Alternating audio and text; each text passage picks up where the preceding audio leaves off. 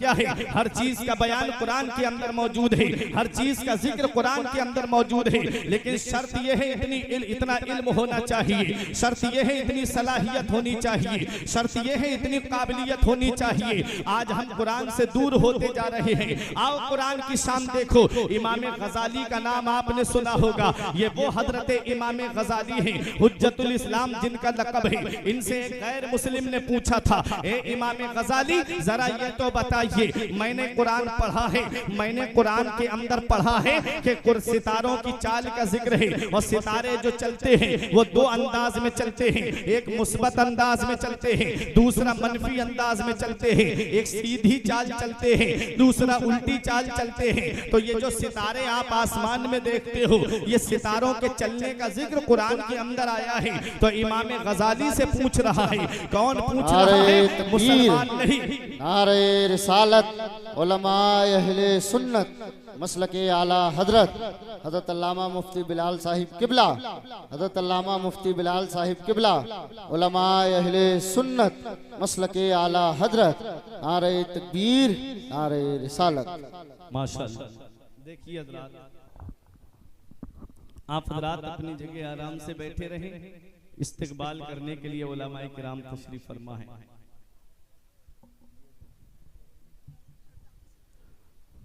दुरूद पाक पढ़ें, अल्लाहुम्मा सल्ली अला। दुरूद पाक पढ़िए।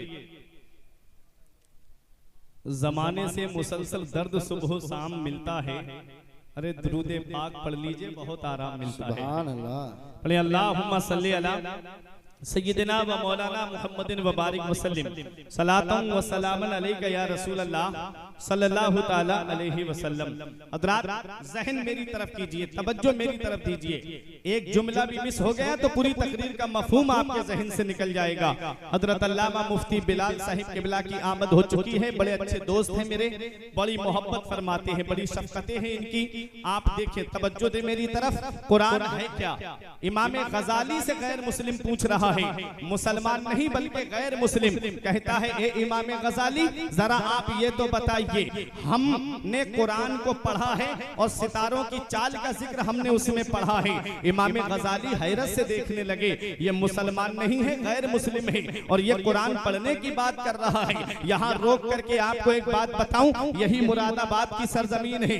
यहाँ पर एक अल्लाह का नेक बंदा आराम फरमा रहा है, जिसे दुनिया वाले सदरुल अफाजिल अल्लामा नईमुद्दीन मुरादाबादी के नाम से जानते हैं, जिन्होंने कुरान पाक की तफसीर खजाइनुल इरफान लिखी है। आओ जरा उस शख्सियत को आप देखें। उनका मुनाजरा एक आर्या से हुआ था। वो आर्या कहता है, ए अल्लामा आप हमसे मुनाजरा करने आए हो, हमें तुम्हारे कुरान के 14 सिपारे जुबानी याद हैं, क्या तुम्हें हमारी किताब का भी कोई वर्क याद है? क्या तुम्हें हमारी किताब का भी कोई पाठ याद है?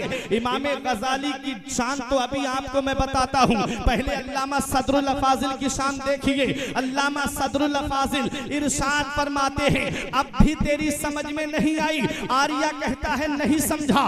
फरमाया, अरे यही तो मेरे मजहब की सच्चाई है, यही तो मेरे कुरान की सच्चाई है, अरे यही तो मेरे कुरान की शान है। अरे जो अपने तो अपने रहे, गैरों के भी दिल में जगह बना लेती है। तेरे कौल के मुताबिक तेरी किताब को आए हुए कई सौ साल गुजर गए हैं, तेरी किताब हिंदुस्तान के बाहर न जा सकी। आप गीता को देखो, हिंदुस्तान के बाहर न जा सकी। आप देखो 14 वेदात हैं और 28 पुराण हैं, लेकिन आप उनको देखिएगा वो आज भी ले दे करके आपको संस्कृत में ही मिलेंगे। हमारे कुरान की शान तो आप देखिए, वो किताबें हिंदुस्तान के बाहर न जा सकी। मैं किसी किताब की कोई तौहीन की बात नहीं करता, मैं अपने कुरान की अजमत बता रहा हूँ। वो किताबें आज तक हिंदुस्तान के बाहर न जा सकी। और कुरान नाजिल हुआ है मक्के में, कुरान नाजिल हुआ है मदीने में, कुरान नाजिल हुआ है मैदान बद्र में, कुरान नाजिल हुआ है मैदान उहुद में। और कुरान की शान देखो, कुरान मक्के से चला, पूरी दुनिया के कोने कोने तक पहुंच गया। कुरान मदीने से चला, पूरी दुनिया के कोने कोने तक पहुंच गया। ये कुरान पूरी दुनिया में चला कैसे है? उस वक्त इंटरनेट का जमाना नहीं था, उस वक्त मीडिया का जमाना नहीं था, उस वक्त सैटेलाइट का जमाना नहीं था, उस वक्त अखबार का जमाना नहीं था। फिर ये कुरान पूरी दुनिया में कैसे पहुंच गया? तो ये हुफ्फाज़े किराम को अपनी निगाहों के सामने रखिए, आपका ईमान ताजा हो जाएगा। ये हुफ्फाज़े किराम वो है जो कुरान को अपने सीने में महफूज किए हुए हैं। इमाम गजाली की शान सुनने वालों, अल्लामा सदरुल फाजिल नईमुद्दीन मुरादाबादी फरमाते हैं, अब भी तेरी समझ में नहीं आई। अरे तेरे कौल के मुताबिक तेरी किताब को आए हुए कई सौ साल गुजर गए, लेकिन वो आज तक हिंदुस्तान के बाहर न जा सकी। और हमारे कुरान की शान ये है कि पूरी दुनिया में कुरान पहुंच गया है। कुरान नाजिल हुआ मक्के में, कुरान नाजिल हुआ मदीने में।